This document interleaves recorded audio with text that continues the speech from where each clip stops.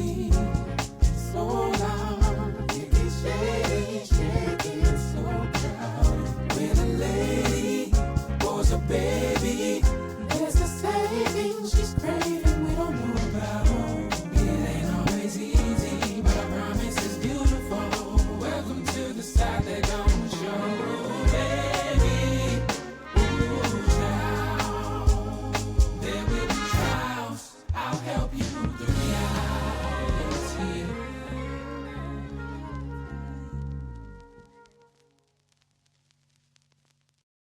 I like when people dance with me. It makes me feel good Yeah. about myself. Anyway, hey y'all. It is another week of On the Other Side of My Man. Bam. Oh, we almost done with this season 3. I feel so proud of myself because I really didn't think I was gonna do it. Anyway, I am so happy to have one of my really good girlfriends here, one of my sister friends, joining me. And we're going to talk about on the other side of success as a mom today because it's a thing, especially if you're new to this, like if you've never experienced it. And so my, I don't even know how to say it right, but I'm going to try it. Puree. Did I say it? Pura. Pura. Belpa? Belpre. Pura. Belpre. See, I'm just making up names. Pura Belpre. Yes. Now, award winner. Should have been a Newberry. But anyway, neither here nor there. Girlfriend Jasminne Mendez is here. And Jazz, tell the good people who you are, a little bit about yourself. Yes. Hello. I'm Jasminne Mendez, poet, writer, translator, children's book author, living, working, loving, daydreaming in Houston, Texas. Give it to them. Yes. Family's originally from the Dominican Republic. So I am a daughter of immigrants, Afro-Latina, but I've been living in Texas for over 20 years. I know it's Texas, but You're good. Texan. It's good. I am a Texan. Yes, I'm officially a Texan at this point. And yeah, I write for children. I write for adults. Poetry is probably my biggest passion. But I just love storytelling in general. I'm the Y'all, mom to yes. sidebar. Hold on. I gotta tell him. Y'all, she's a poet. Like, Oh. God, where's your book at? It's upstairs in my room. It's so good, y'all. It's so good. She's so damn talented. It makes me sick. Thank you. I hate No, I all my appreciate talented that. friends. Well, you're one of them. God. You should hate yourself because you're talented. You out here writing I all the am a books little bit. too. No, you are for Yes. sure. And you got like 4 times as many kids as I do. So I don't know how you doing it. First of all, disrespectful. I mean, your family's beautiful. I'm just like, damn. Woo, But damn, it's a lot of kids. There's a lot of kids. Baby. It's a handful. A lot of kids. Yeah. Listen, 3 is like 30 kids. I don't care what nobody says. I know. 3 is like 30. Yeah, and you've met them, so you already know how they are. Yeah, fun times. To your one, your sweet little girl. She's sweet though. She's something else lately though. 6 around the corner, and suddenly my sweet little 5-year-old is a sassy, almost 6-year-old, and that's when it starts. Some words. She gonna get some words. Listen, but that's when it starts. Nobody prepared me for 6 for what is happening right now. That's the change for the girls. I've noticed that sass gets a little sassier. She pushing some boundaries, and I'm like, ma'am. Yeah, and you know we're first generation like gentle parenting too. Yes. So yeah, the levels of it. I saw this video someone sent to me on Instagram, and it was like the kid threw something, and she was like, "Hey, Timmy." Yeah, so we're not gonna throw stuff. Do you want to catch these hands? Yeah. Like it was this. I'm like, yes, like because you trying, right? We're trying out here. We're trying not to whoop ass, but sometimes I say a very like stern, gentle. I'm like, now what we not gonna do is throw things. What we not gonna do? You got to get black. You got to get them. You got to let them know I am still black. Yeah, I was like, ma'am, still. We gonna try this again, ma'am. Little girl, I want to snatch you up and sit you down somewhere. I mean, overall, I mean, she's still a great, sweet kid for the most, but there's moments lately where I'm like, who is this? Yeah. What is happening What we here? doing here? What are we doing here? Yes. Listen, so that actually is perfect for like today's like momspiration quote. Cause I always like to start with a little inspiration for us mamas, because I feel like we need it, right? We need to be Yes. inspired. Yes. So today's quote comes from Sharon James, and it says, "Successful mothers are not the ones that have never struggled. They are the ones that never give up despite the struggles." I feel like I should run that back.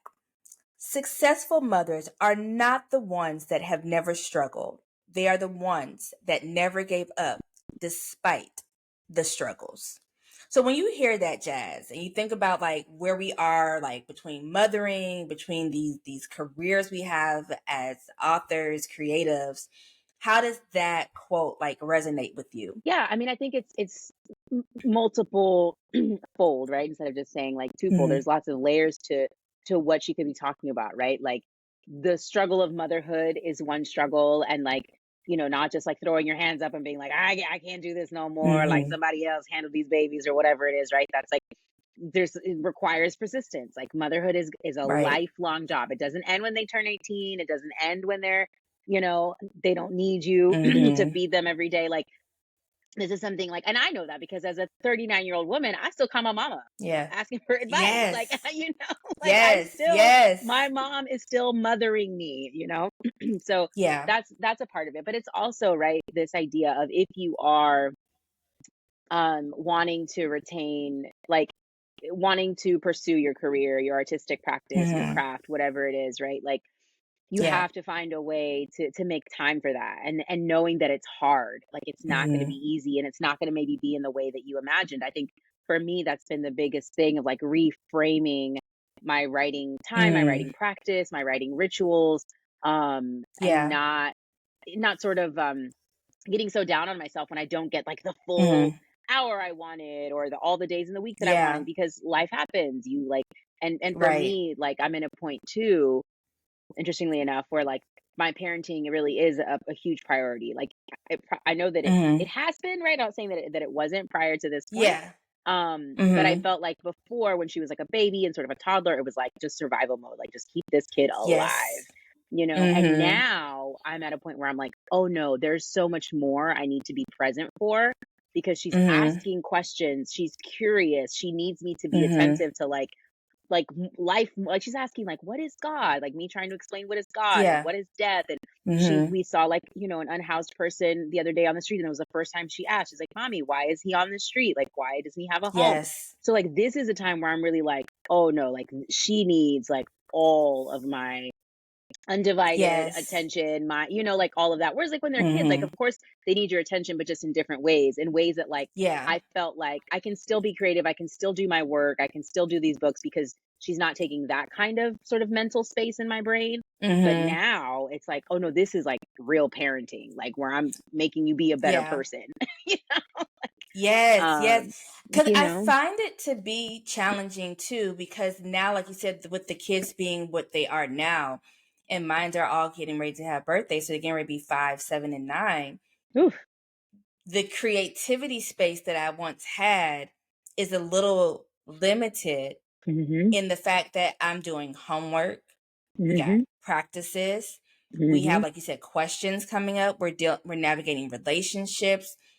I also have to really watch what I'm saying and really prepare myself. With my girls, we're having conversations early on about puberty now.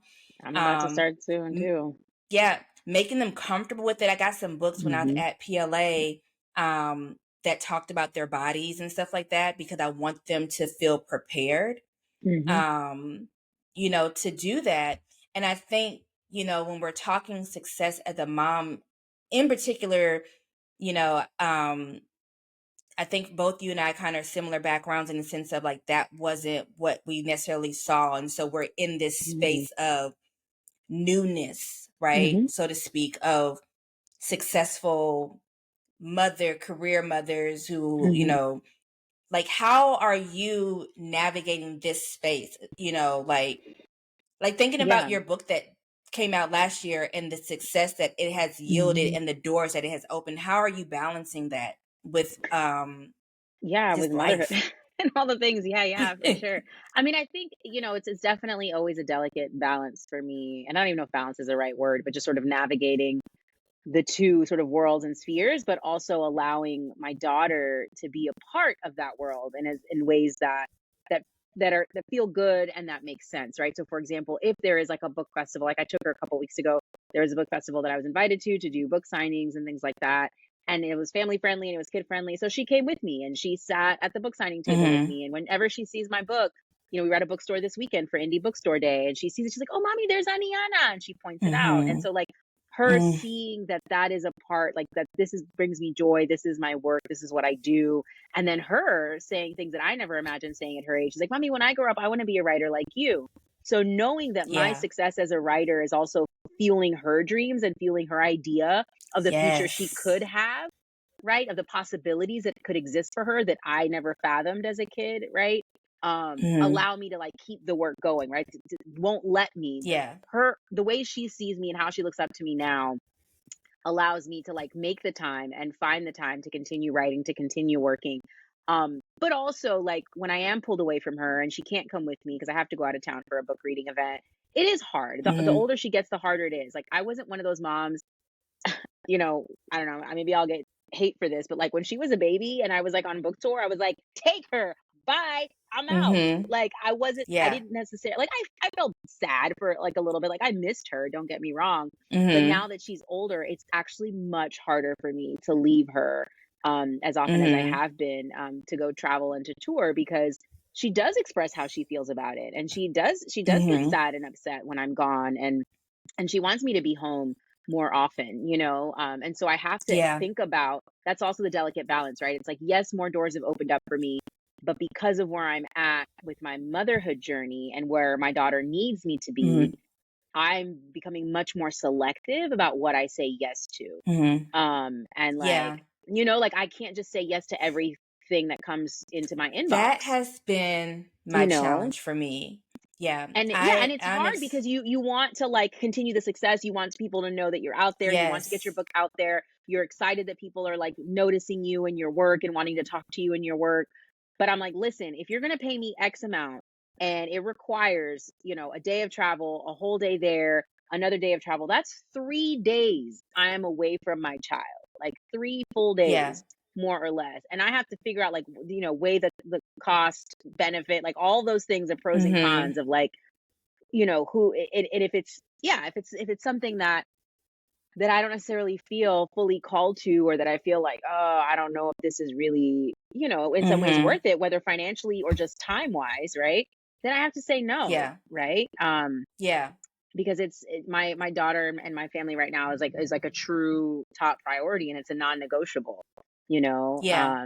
Yeah. Even just this past week when I thought, because again, my brain is fried, like when I thought there was a field trip day this past Friday, luckily there wasn't. And I told her, I was like, "No, mommy can't be a chaperone." She was like so devastated, and she's like, "You haven't been to any of my field trips this year," and I was just like, "Oh." And then luckily it's not. It's at the end of May. I thought it was end Yeah. of April, but Oh, it's end of good. May. So Good. I am going to be able to go on the chaperone the field trip. But yeah, it's a matter of like, knowing that. And I think it was, I don't know if it was Ava DuVernay, or was it who oh my god, of course I forgot her With name all of a Shonda. sudden. Shonda Rhimes. And Shonda that, Rhimes. Yep. yeah, and I that already know speech what where you're talking she, about. yes, Yep. you're on The the same page. Dartmouth Like, speech, because she said, yes, she was talking about how like she has you cannot have it all. no, I love that speech because no, they try to tell us that like you can have it all, but she was so honest because she's like, when I'm at a set for Grey's Anatomy, that means I'm I'm not somewhere missing. else. I'm not with my kids Yeah, doing this, or the if I'm at a recital or dance recital, then I'm not writing on a script, or on a like script. because there is going to be a trade off, It's a and I think trade-off. like yeah, and that's where I'm at too, like because with what's going on with like with my books and stuff, it's like there is travel, and my kids, I've been home with my kids literally since they were born. Mm, I left corporate America to become a stay-at-home mom mm, with Sydney first because she was preemie, right? She's yeah, born 7 weeks early, and then when it was time to go back to work, I remember physically starting to feel sick at the idea of leaving her at home because she was still so tiny to be 3 months old. And then again, that's another topic. We know America's trash when it comes to maternal care and stuff like that. Terrible. So leaving my kid at 12 weeks old anyway was just not feasible. So I've been home with these kids pretty much their entire life. I'm at all the school functions, field trips, all the things. And so now we're in a space where mommy started last year where I was gone for a week at a time, you know. Or I went to California for a week to go see my grandfather before my book tour and stuff. And then on the book tour, I was gone for a week. And then every month I was gone, like you said, at least because you have a travel day is a whole day. Then whatever the event, and then the coming home is the whole. So it's at least minimum 3 days. So I'm leaving again this week. I was gone all day Saturday, and then I got to turn around and leave again this coming week. And you know, I had to prepare them. I'm leaving, and it's getting, like I said, it's getting harder to leave. Like my middle kid, she wraps around my leg. She tries to get in my, like she's crying. There are tears. It is so hard. And I don't know how to feel, but then I ain't gonna lie, I got 3 kids, baby. So I'm just like, I'm out. I see y'all. Cause I need a breather. I need to breathe. I need to go. So I be like, yo, send me. Like in the Bible, and they be like, here I am, Lord. Send me, Jesus. Take me. I'm ready to go. Wherever you want to go, Lord. Up the mountaintop I go. Like, but you know, but again, we're at that place in this parenting journey where it's like, I know they need me more. And so you bring up a good point about, you know, saying like, what am I saying yes to? Because ultimately, what am I saying no to? Because whatever I'm going to say yes to, I'm saying no to something else. And so what does that look like? And so how have you handled, for you personally, like the new success though, like being that this is kind of a new space for you? Because you be out here writing and you selling these books, friend. And so it's like, because I mean, you heard some of the conversation with my dad, right? And so, y'all, my dad. I love it. Caribbean men. I love it. I'm here for it. This man. But one of the things he was saying was just like, I want y'all to break this cycle, you know, this cycle of like debt. And like, I want y'all to come out of it. And, you know, I don't know, you know, if that was your experience growing up too, just kind of that poverty cycle. And then kind of now you're in this, what they call it, new money. I mean, not a lot of money, but not a lot of money, but it's new. But like, but even still, like, how have you navigated that? Like, how are you handling that level of that success? I mean, I think so much of it is so focused on her in some ways, right? In the sense of like, I want to make sure that she's okay in the future. Like, what does that look like? You know, there was a moment last summer where I felt like, man, financially we're great, things are good, and we really were thinking and planning and had sort of laid out a lot of steps to buy a new house. And then when we looked at it and we were like, our monthly payment's gonna mean this, this, and this, and this, and we're not gonna get family vacations and this, that, and the other, and things are gonna be tight. And I'm like, I don't want to be what they call house poor, where like I've got a nice house, but I can't do nothing else. So I was like, I would rather, knowing the way the world and the economy is now, right? I would rather take whatever financial success and stuff that we have, put it into our current house, invest it into that, be able to pay this house off so that in the future, if my child is like, I ain't got nowhere to go, we at least have a house that she's going to have a roof over her head for always and be able to like, this is her generational wealth. So that if she chooses to sell the house to have money for school or for her own place or for whatever she wants it as an only child, like this is hers, this is her space. Right. And so I'm breaking that cycle of like not being able to pass anything down to my kids, of being sort of insecure. And again, so many things are out of our control. Like I can do my best and try to have all these things lined up and the economy can just go belly up, right? Like I can't control certain things. But you know, I think that like as far as breaking those cycles of like housing insecurity or food insecurity or which my dad was in the Army, so I was fortunate in some ways that we didn't necessarily have some of that, or at least my parents Same. sheltered me from a lot of that. Like sometimes now when I look back, I'm like, oh, that Lipton soup and potatoes was the best comfort food. My mom was like, and that was all we could afford. That's all we had, baby. And I thought it was good. I was like, yes, give me some of that Lipton soup. So I think I realized too, like I didn't realize how, and so my parents, when they divorced, my parents were on different pay spectrums. So my dad's retired Air Force, mom, single mom, and was just doing what she could to get by. Like me and my sister were talking about, like we was a little poor. It's a little poor out here. When I go to my dad's house, I'm like, oh, it felt rich because it's like all the food here. You know what I'm saying? But I remember the food stamps when it was paper too, and when no card, it was paper, and we would walk down to the store, to the little corner store in the street, Sierra Liquor Store. They sold candy, and they had snacks in the store, and we would go in there like hand them like. But at that age, I didn't realize that my mother was doing the best she could with what she had. I thought it was a privilege just to be able to, I thought it was doing something when I would make the toasts and fry up that bologna. You know what I'm saying? See, and I was going to say cinnamon sugar toast, because that was my favorite dessert. See, I never tried that. And the sugar and the cinnamon. When I wanted something sweet and there was nothing sweet in the house, I just give me a piece of toast, some butter, cinnamon, and sugar. I was like, "Ooh, this is the best." With some like hot cocoa, I thought I was living the dream. Living the dream out here, baby. Like I just didn't realize it, and I think about that for my kids, and like that's just not. I don't want that for y'all. I really want better for you, and I'm still learning how to handle money. Because it wasn't the relationship with money. I'm trying to handle a career that is very much you do it for passion initially. You kind of have to, because it's slow. Yes, very slow. Slow building, and it's entertainment too. Yes, and so everybody's not going to make it. No, but I have to tell myself I'm gonna make it, because it's just not an option to fail. Right.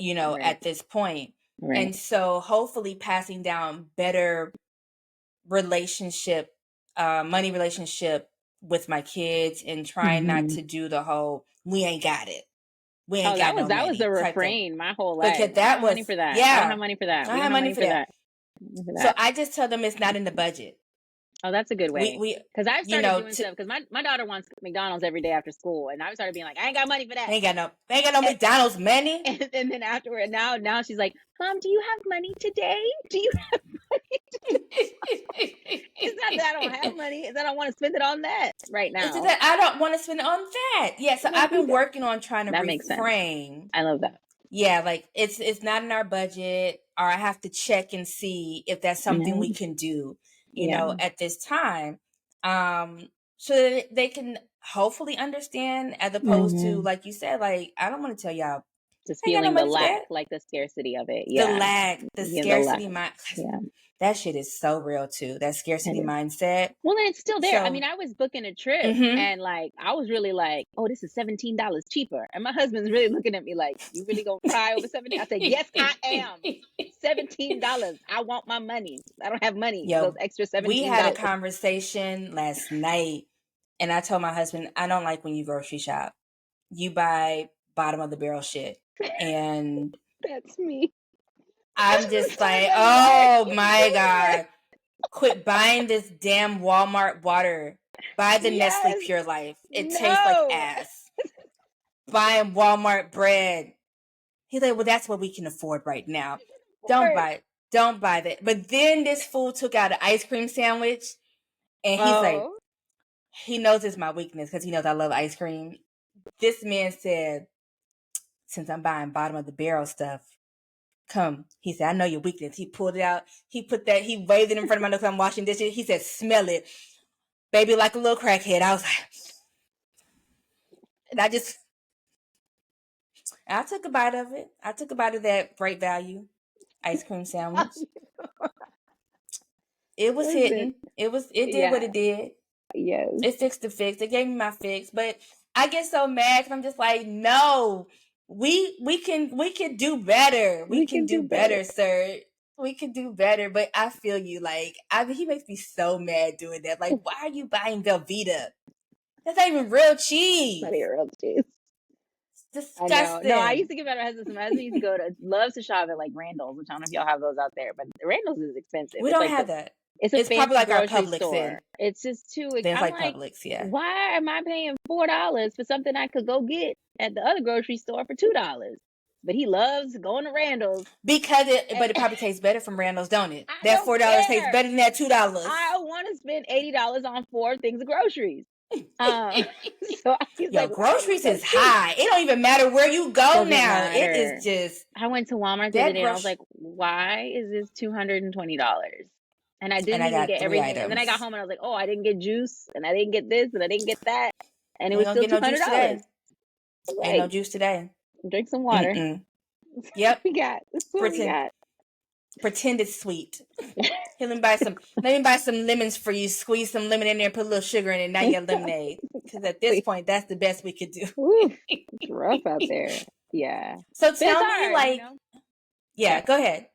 No, I was just saying it's hard because you want to like raise humble, grateful human beings, but you also don't want them to feel like the lack or the scarcity or that they're somehow have less than other kids or other people, you know. And it's not that like I'm trying to spoil her and give her everything she wants, but like if there are things that I know that feeling though. Yeah. I know that feeling. I know that feeling of going to school and my shoes were from Payless or my mom bought the clothes from Kmart when Kmart was open. Meanwhile, people had on the jabots, or they had the starter jackets. That was a big thing back in the day. The starter jackets with the NBA teams, and I was just happy to have a jacket from Burlington. Mine was like everybody was wearing like Adidas and Nike's tennis shoes, like sneakers, and I had on like New Balance, which apparently now is a big deal. New Balance is like fancy shoes. Like, but back in my day, New Balance was like generic, low key. You ain't got the money. I didn't even have that. I had literally the Payless. They would call Bobos. That's what I had the Bobos. Yeah. If I got Nikes, it's because my dad bought them, but he wasn't spending $200 on them. No. There was the outlet Nikes at that. Yeah, pretty much. It's the kind that you get for $40. Like, but I remember just, so I definitely, but now it's like, it don't matter. These kids are kind of, this generation's a little different. They're not as hung up on name brand stuff so much. Yeah. Because Baby Cat and Jack be hitting that Target. Listen, I'm there all the time. I'm like, give me these $4 t-shirts. Love me some Cat and Jack. Baby, listen. Leggings. Get them $6 leggings right there. I'd be offended when something costs $20. Why for? Hey, why am I paying $17 for a toddler dress? No, ma'am. No, you don't need it. Put it back. Get this $5 shirt right here. That and Ross, man. Ross for kids clothes. Oh, Ross. I don't like going in there. I have to know exactly what I'm going in for. But that's a whole nother conversation. Messy. It's so messy. Yeah, that's another day. That's another conversation. But my husband, he be finding stuff in there, but my brain's too scattered for this scatteredness that they got going on. I have to I'm looking for this specific thing, and I go directly to where it is or the area and like try to find it. If I don't find it in 10 minutes, I'm out the door. Like I'm done. Right. We done here. Do you find that like with your success though, like do you find it hard like with your relationships with other people? Like are you starting to get people to kind of view you like differently? Like how have your relationships kind of changed? Yeah. I'm so glad you asked that because it's something that I really haven't been able to put a lot of words to. Because I feel like there's people that like will misconstrue what I'm saying or not really fully get it because they're not necessarily on that same side. But like, and again, so this is not to say like I'm not I'm not an A-list celebrity or anything, right? But like, I understand You ain't now. gotta get no disclaimers. No, I'm just saying, you ain't got to get no disclaimers. I understand now, and it's not that like I'm looking for a relationship, but I understand why certain celebrities end up with other celebrities, because you get to a point sometimes where you don't know who you can trust. Like when people want to start befriending you, right? Like I haven't gotten too much of it, but I've gotten some of it, or people out of the blue, or people that have followed me, or that were loosely like friends or acquaintances, or I've seen around here and there, suddenly start sliding into your DMs, suddenly start liking all your posts or doing all these things. And like at first you're like, oh cool, like attention, kind of. But I'm an introvert, so like the attention thing doesn't really, I'm just like, I want to go hide. But you start wondering like, what are the motives here? And like cousins you ain't talked to in like, a few years start showing up on your Facebook page, on your Instagram, asking about, people you may know. Yeah, or like, and asking. And so you kind of start to, for me at least, like pull away and just kind of have a little more discernment about who you spend time with, who you hang out with.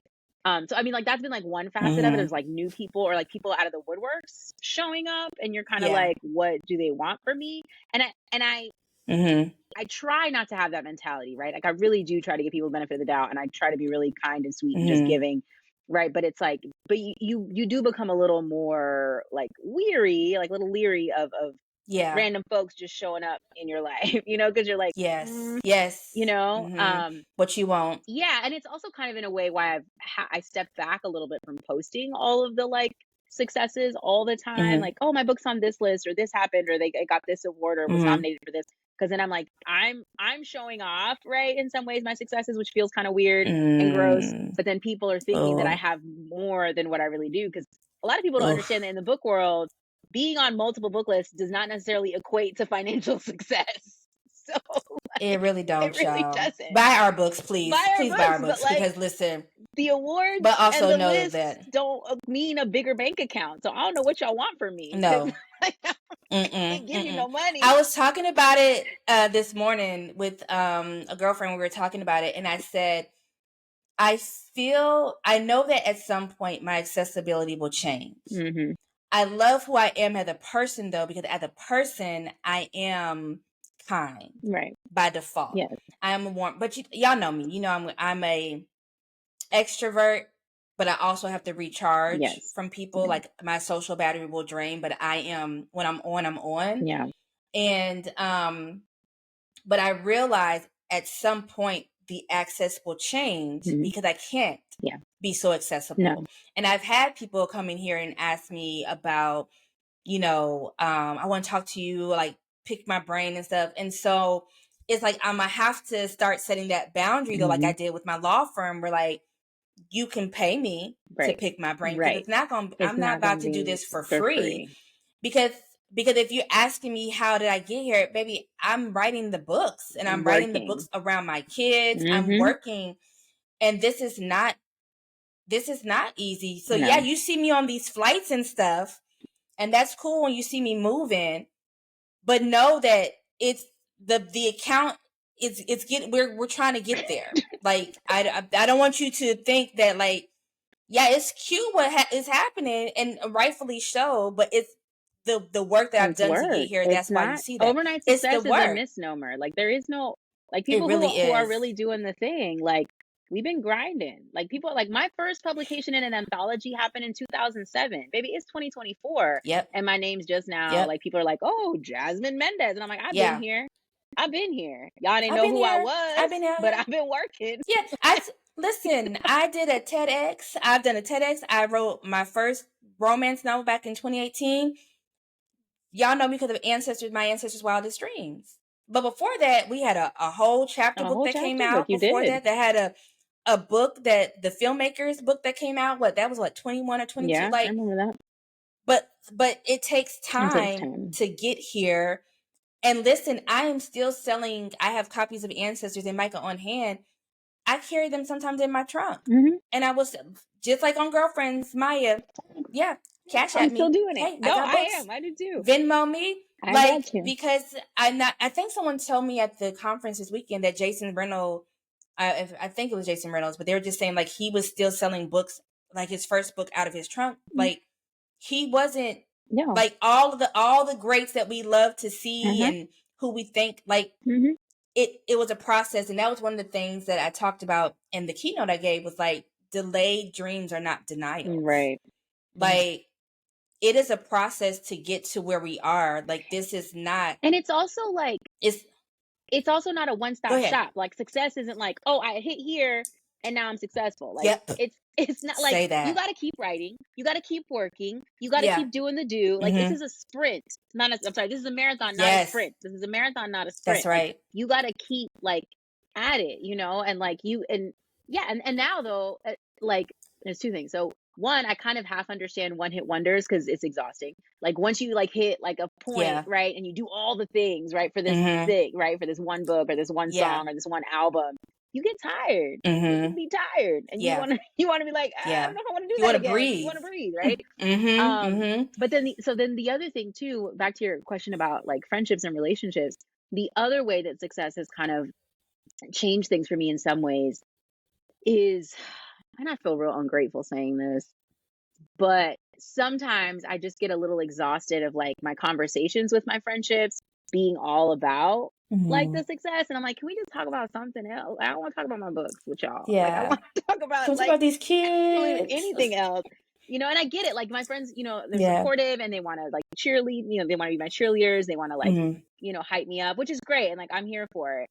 But for like the first 5 minutes of the conversation, then can we please like let's talk about it, you know, because it's always like, well, how are you feeling? Transition. Like let's you know, I got other things going on too, you know, like or let me hear about you, you know, and so sort of navigating those conversations and feeling, and maybe it's just a matter of like feeling uncomfortable with like the attention being on me, right, and like I'm still getting used to that in some ways. That is so uncomfortable. I'm trying to learn how to, and I think I'm doing okay, but it's trying, right? And it's not as easy to navigate this space of the relationships with everybody. So so I was saying that, you know, just having to navigate these new friendships and like you said, talk about something other than the books. And I think that's why I like the community that we built together with our other girlfriends and just have that, because we talk about, because we're on the same journey. And so we don't have to go through all of that with each other, because that's, you know, we could talk about our families, we could talk about women stuff and just like girlfriend stuff or like what we're doing, because we're here, we're people who are not inside of publishing, they're like, oh, but I see you're doing this and I see you got this award and I see like, and it's just like, I don't talk about that. Or like, right, or we can be real about it in the sense of like, you know, in our group chat, right, or in the communities that we created with people who are on a similar journey and sort of also at the same sort of similar place in the journey, because that's the other thing, right? Like you sometimes if you're in a part of a community and you're moving ahead and ain't nobody else moving ahead, then that gets weird and awkward and uncomfortable. That and all gets the real things, weird, right? real fast. But if you're, you know, with us in our group chat, I love that we can celebrate each other, but then also I can go back and be like, but also y'all, this on the back end, this is what happened and how I got to this point, right? It's like, oh, we saw you gave this keynote at this conference, and you're like, but actually they was some trifling, you know, and we don't judge that. Whereas I feel like if you say that to somebody else, they might be thinking, oh, you're ungrateful, or oh, why can't you just, like, it was a good thing? Why are you like, why are you finding the negative in what I see or perceive to be a wonderful opportunity for you? And it's like, I'm not saying it wasn't a wonderful opportunity. I'm just also saying it could have been better if they had done. It should have been better, right? But they don't. But people don't understand that, and I think just like you said, just navigating relationships. I think it just is going to be like you said. I see why celebrities kind of curate their circle. For me, that was kind of been my prayer. Like, let me have my people now before things take off, because at some point things will take off, and I want to know that my girls who were with me from the beginning. This is my A1 day ones, whatever you want to call them. Like, I know that y'all are here and we're good. And not that I can't have new friends, but I know that I'm gonna have to have better discernment of people, of who's in the circle. And especially I think as we grow in our successes, even navigating like business relationships, because not all deals are great deals for us. Like it can sound really good, yet they're not. Are created equal. Baby, I was freely talking to them with some people about like advances and stuff. Cause like y'all need to know these are the numbers so that y'all can have an idea, because it shouldn't be a secret. Like you should know, like this is what I got for my advance, for this book. And it might change. Out, and the fact that like, I had to let them know like this, and it's cool, but don't let them put that put that accounting together. Make sure that's separate. If you got a multiple book deal, baby, make sure it's separate accounting. Make sure that's separate. Don't you all the things. Get you an agent to narrow that option clause, so that you just ain't out here stuck with the publisher. Where I'm at right now, just sitting here stuck because it plays with your money.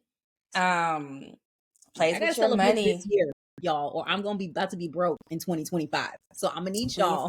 We are not claiming that. Read these book proposals. And also go ahead and get these royalties popping. So buy these books so we could pay back these advances. Please and thank you. That'd be great. That'd also be great. But like, and I just think like, that is like the double edge with the success. Like and like I love how you said that success is not one event. It is this linear type of like process and journey. I think for me, I've been trying to define. Oh, that's a good question for you. Like trying to define what success is for me. How would you define it for you personally? Yeah.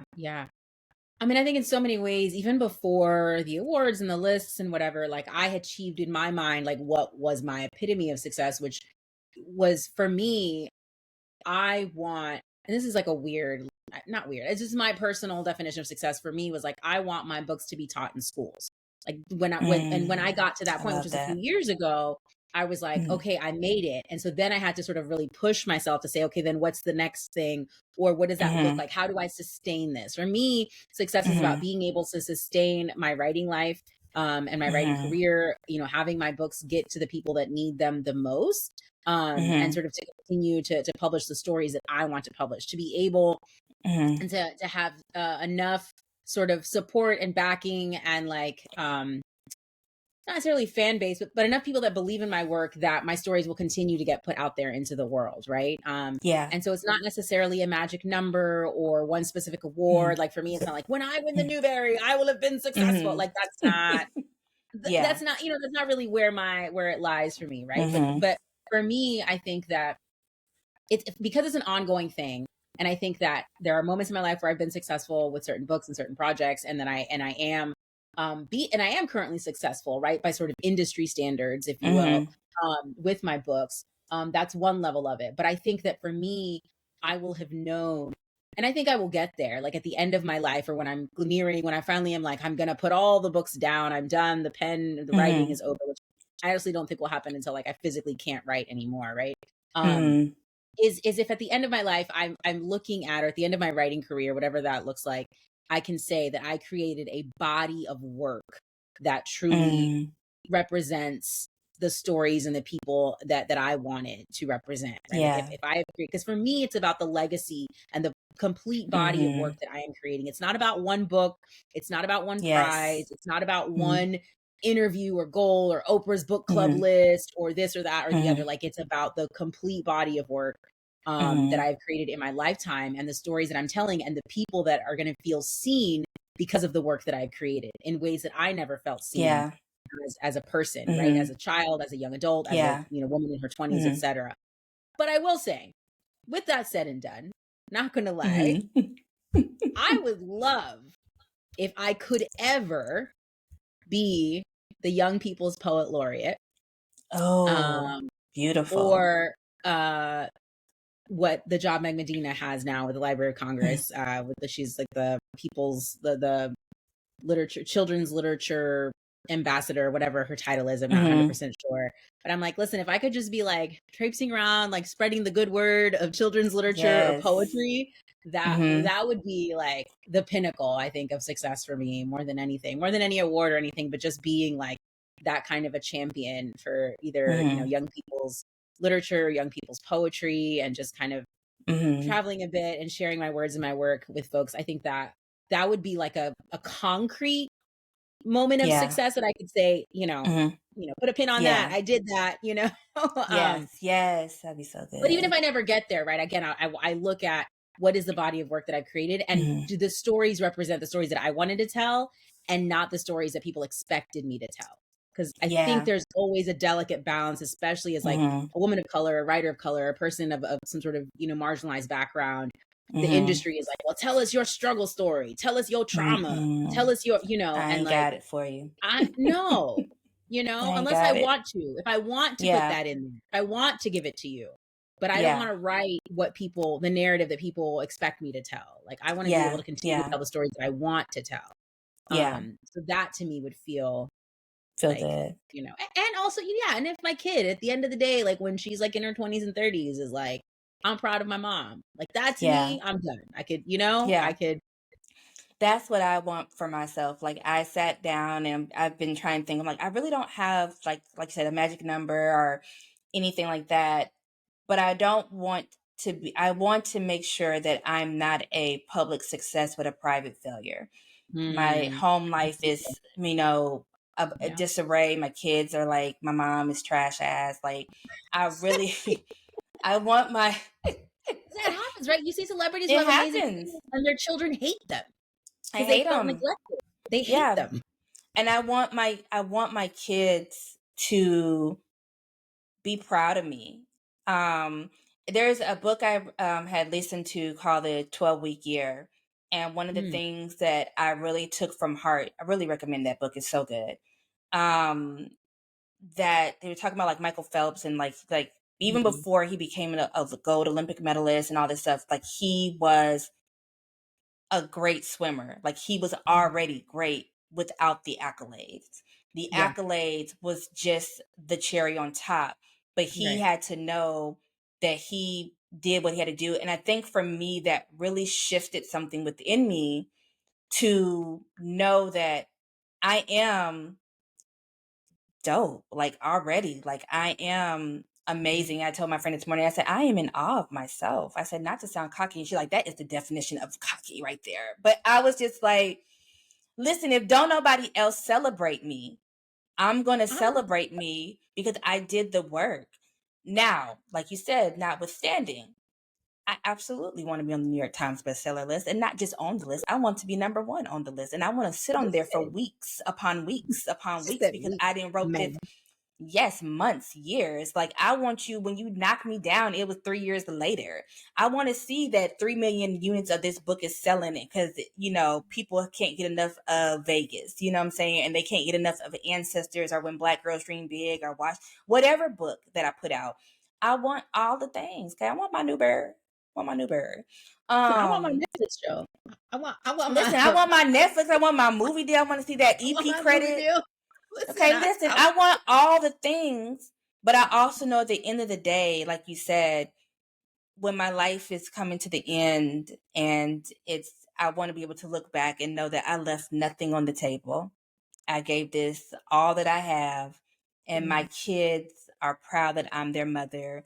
My daughters are empowered women who know, like, if I choose to be a mother, I can be a mother and this. My son would know how to be supportive and show up for his partner in a way that she never feels like her light is dimmed because he is supportive and but he shines too, but he knows how to let her shine as well and shine bright. And it's like that is what I want. That would be success for me. And I think like that's the big thing for me, like knowing what that is. So before we leave, like what tips would you give for moms who are out here and they're trying to navigate this new success they have, or even if they've been successful, but they're just like, girl, I'm like drowning in this. Like, what advice, like 3 things that you would give them? Yeah. I mean, first I say protect your peace. And so really listen to those voices, to your gut instinct, and to those things that are pulling you, that make you feel, that aren't allowing you to enjoy your success, right? And for me, sometimes that's social media, sometimes that's my own inner voices, sometimes all the things society is telling me I should be doing that I'm not doing, right? But like, really allow yourself to protect your peace and like figure out who are the voices, who are the people, who are the things that are draining your energy and your joy from the things you've accomplished, right? And so figuring out a way to like minimize that, whether it's your own internal voices, like, do you need to meditate? Do you need to do yoga? Do you need anxiety medication? Is that right? Those are the inner voices. The outer voices, do you need to cut some people out your life?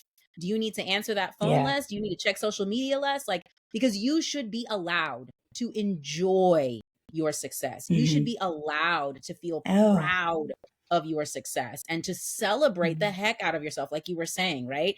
Lucille Clifton, I was just reading her poem this morning for like the millionth time. Come celebrate with me that every day something has tried to kill me and has failed, right? Ooh, I'll send you that poem. It's my favorite poem ever. And so it's this idea, right? Like she talks about, like, I had, as growing up, woman and non-white, I had no one to show me how to be successful. We have been in survival mode for generations. For generations, our people have been in survival mode, and now we are coming out of that and showing up for ourselves and for our families. And it's so uncomfortable too. It's so uncomfortable. No one teaches you how to be successful, how to thrive.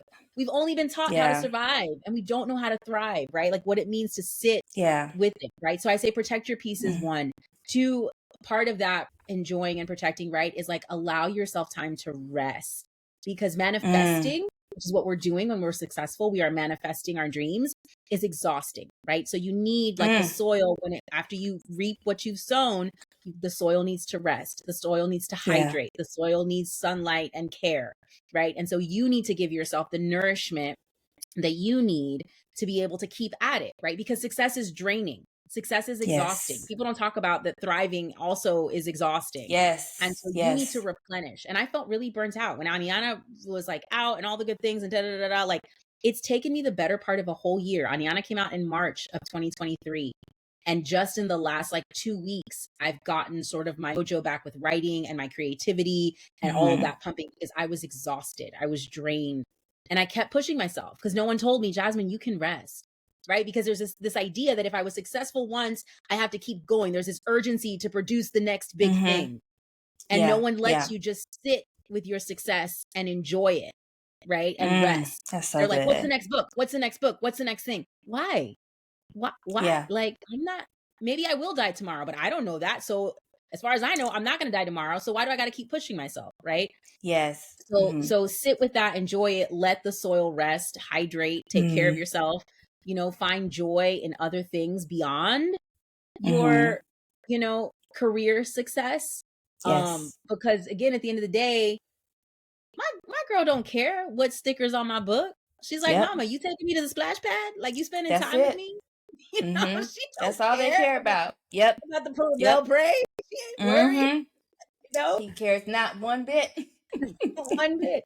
And then lastly, something we've already talked about quite a bit, and you know, and the reason I'm here is just like community. You need the people in your life, right, that are supportive, and find your community, find your village, find your people, whether online or in person, or even if it's just one friend, right? Like one person that you can talk to and be in this with you, right? That's going to be your cheerleader. That's going to celebrate you. That's going to remind you even of all that you've done when you feel like I haven't done enough, right? Because those voices are always going to creep in, right? That sort of negative self-talk for most of us anyway. I know very few people who are like, nah, I'm the ish 24/7, right? Like we all get those voices in there that make us question all our life choices, no matter how successful we are, right? And so, having those people that remind you who the F you are, right? That's right. When it's hard for you to remember it yourself, you know, I think that's so important. And lastly, I'll give you one last piece of advice, right? It's just like bonus. Yes. A bonus. I mean, that kind of goes with the sort of rest thing, but like knowing you must for yourself, yes, define what success looks like for you, so that you know like when to tap in and when to tap out, right? Because if people are telling you, well, success only looks like when you're a New York Times bestseller, and then you never get there, ask yourself, is that really what I want?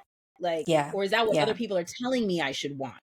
Right. And so once you define for yourself what it is that you truly want with your career, with your life, with your mom life, whatever it is that you are creatively putting your energy into, and not let that be defined by anybody else.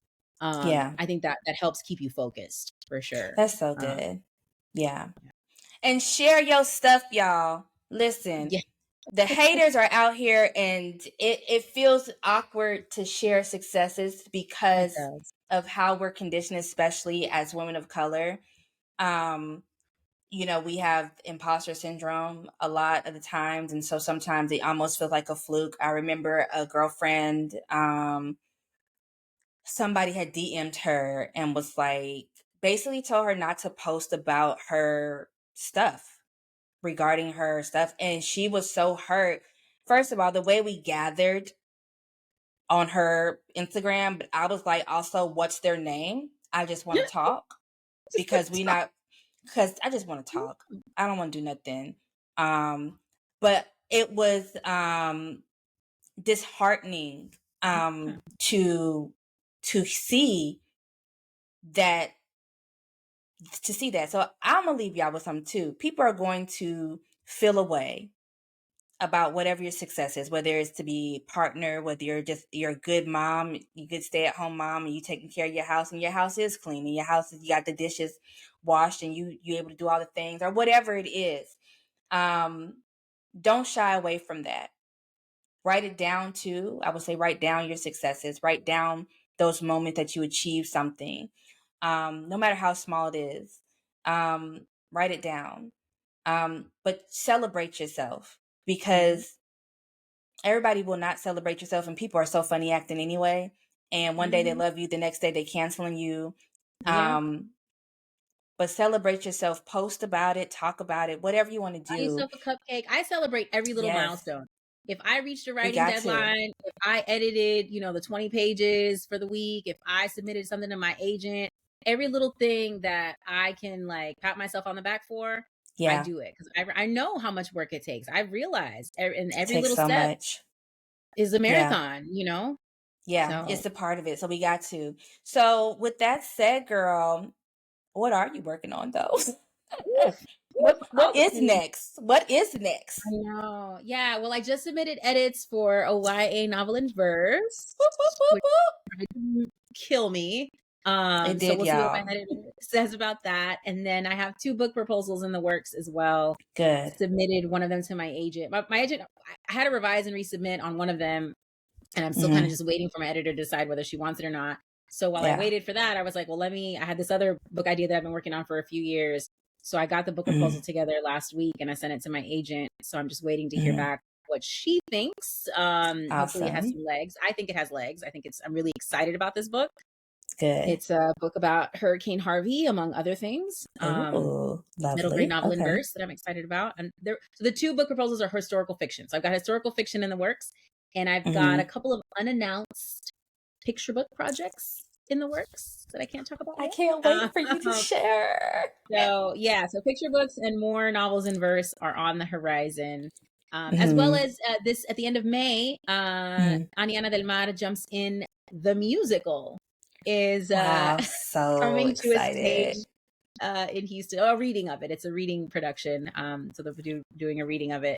And I'm really excited about that. So awesome. I'm so excited for you. And how can people connect with you? What's the best way to find online you? via the Instagram socials. It's my full name at Jasminne Mendez, 2 N's and an E. Jasminne Mendez. Also online, jasminnemendez.com. You can contact me through there. But I'm mostly on Instagram, a little bit on Facebook. I get off and on Threads. It got kind of messy in the book world on Threads for a minute there. Us writers sure are a messy bunch of people. Just talk about books. Why y'all so angry? Just talk about books. So angry all the time, especially the YA people. Always angry. Always starting stuff. Y'all write your book. Stop writing tweets. Jasmine, right? How you could have wrote a whole book for this whole tweet you wrote. My God. Anyway, let me stop. It's been wonderful. I love you, and I thank you for your time, girl. Thank you for having me. Yeah. I know this was fun, right? See, it wasn't so bad. All right, y'all. Until next time, we'll see you on the other side, mamas. Bye.